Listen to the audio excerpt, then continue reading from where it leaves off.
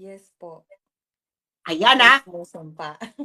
sumumpa na sa Yumi Santiago sa harapan ng mga Pilipino at sa kabila ng buhay niya at ng kanyang mga anak at ng kanyang pamilya. Okay. Ngayon, may sinabi ka dyan na pinatakas. Sinong unang sinabi mo? May mga pinatakas na pogo.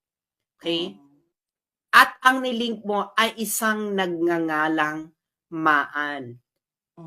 Tanong ng karamihan ngayon sa atin, Yumi, sino si Maan at kaano-ano mo siya? Si Maan is anak siya ng senador at isa siya ang mismong head ng airport ng Clark.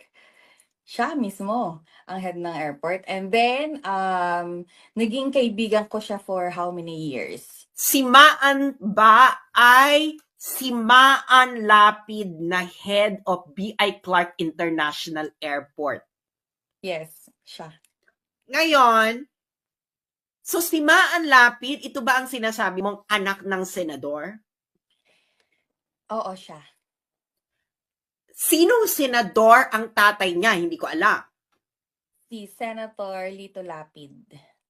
Okay. So, ang Maan Lapid na pasabog ng taon ay si Maan Lapid na anak ni Senator Lito Lapid